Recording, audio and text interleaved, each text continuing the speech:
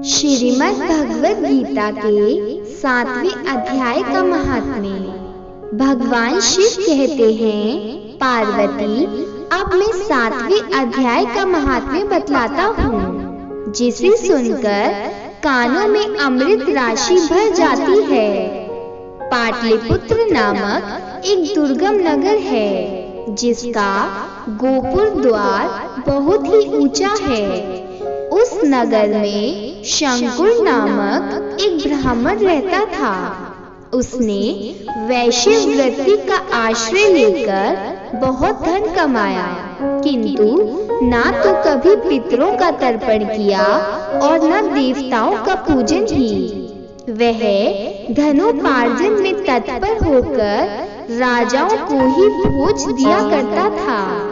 एक समय की बात है, उस ब्राह्मण ने अपना चौथा विवाह करने के लिए पुत्रों और बंधुओं के साथ यात्रा की। मार्ग में आधी रात के समय जब वह सो रहा था, एक सर्प ने कहीं से आकर उसकी बांह में काट लिया। उसके काटते ही ऐसी अवस्था हो गई कि मणि, मंत्र और औषधि आदि से भी उसके शरीर की रक्षा असाध्य जान पड़ी। तत्पश्चात कुछ ही क्षणों में उसके प्राण पखेरु उड़ गए। फिर बहुत समय के बाद वह प्रेत सर्प योनि में उत्पन्न हुआ।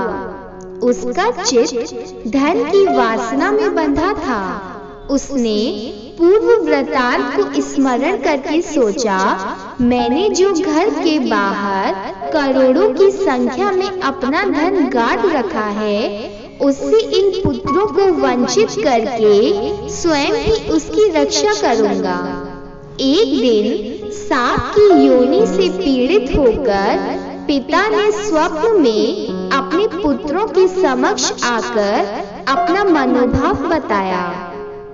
तब उसके निरंकुश पुरुष पुत्रों ने सवेरे उठकर बड़े विस्मय के साथ एक दूसरे से स्वप्न की बातें कही। उनमें से मझला पुत्र कोदाल हाथ में लिए घर से निकला और जहां उसके पिता सर्प योनि धारण करते रहते थे, उस स्थान पर गया। यद्यपि उसे धन के स्थान का ठीक पता नहीं था, तो भी उसने चिन्हों से उसका ठीक निश्चय कर लिया और लोभ बुद्धि से वहां पहुंचकर बांबी को खोदना आरंभ किया। तब उस बांबी से बड़ा भयानक सांप प्रकट हुआ और बोला, ओ मूढ़, तू कौन है? किस लिए आया है? क्यों बिल खोद रहा है? अथवा किसने तुझे भेजा है?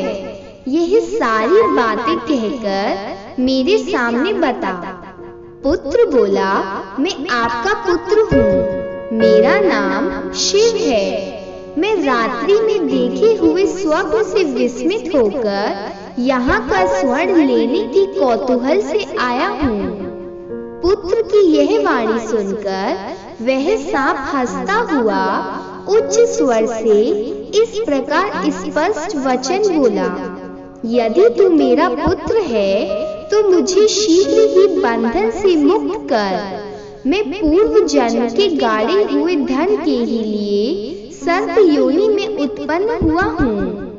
पुत्र ने पूछा, पिताजी, आपकी मुक्ति कैसे होगी?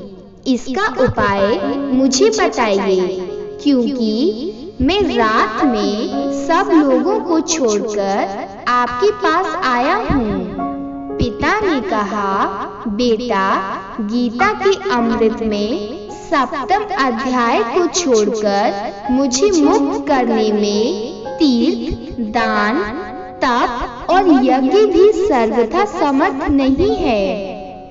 केवल गीता का 7वां अध्याय ही प्राणियों की जरा मृत्यु आदि दुख को दूर करने वाला है।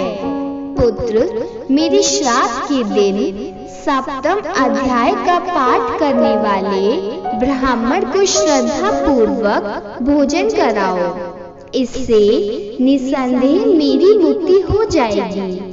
वत्स, अपनी शक्ति के अनुसार पूर्ण श्रद्धा के साथ वेद विद्या में प्रवीण अन्य ब्राह्मणों को भी भोजन कराना।